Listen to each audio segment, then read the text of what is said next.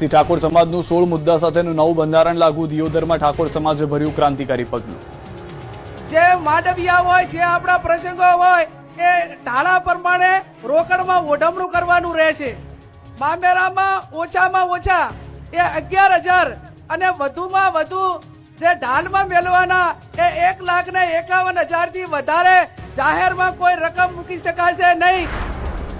બનાસકાંઠા, વાવ, થરાદ અને પાટણ જિલ્લાના ઠાકોર સમાજ દ્વારા દિયોદર તાલુકાના ઉગડધામ ઉગડજીની થાળી ખાતે વિશાળ બંધારણ મહાસંમેલનનું આયોજન કરવામાં આવ્યું। આ સંમેલનનો મુખ્ય ઉદ્દેશ ઉત્તર ગુજરાતના ઠાકોર સમાજ માટે એક આધુનિક અને સર્વગ્રાહી સામાજિક બંધારણની રચના કરી અમલીકરણ કરવાનો હતો।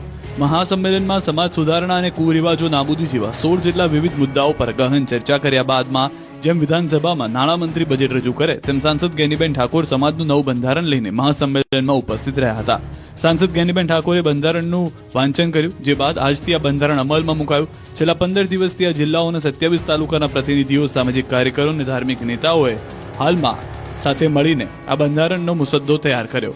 આ સાથે જ સદારામ ધામ માટે જ્ઞાનીબેને ખોળો પાથરી ભીખ માંગી હતી, તો બીજી તરફ આ ધામ માટે સાંસદ આગેવાનોએ 1 વીઘા જમીન આપી છે। આ સાથે નિર્ણય લેવાયો છે કે બંધારણને ફોટાથી મઢાવી લેમિનેશન કરી એક કોપી દીકરીને લગ્ન સમયે માંડવે ભેટ સ્વરૂપે આપવાની રહેશે, જેથી વેવાઈને વેવાણ મોઢું ના મરડે। આ પ્રસંગે જ્ઞાનીબેન ઠાકોરે સમાજમાં દારૂની દૂષણને લઈને ચિંતા વ્યક્ત કરી, કહ્યું કે 20-25 વર્ષના યુવાનો દારૂના કારણે મૃત્યુ પામ્યા છે। બીજી તરફ આ સંમેલનની સૌથી મોટી વિશેષતા એ રહી કે સ્ટેજ પર કોઈ વીઆઈપી સંસ્કૃતિ જોવા મળી ન હતી, કોઈ પણ મહેમાન માટે ખુરશી કે સોફાની વ્યવસ્થા રાખવામાં આવી ન હતી। જ્ઞાનીબેન ઠાકોર સહિતના તમામ રાજકીય અને સામાજિક આગેવાનો સામાન્ય નાગરિકની જેમ જ જમીન પર ગાદલા પાથરીને બેઠા હતા। આ સંમેલનમાં અલ્પેશ ઠાકોર, ચંદનજી ઠાકોર, લવિંગજી, જગદીશ ઠાકોર સહિતના ઠાકોર સમાજના નેતાઓ હાજર રહ્યા હતા।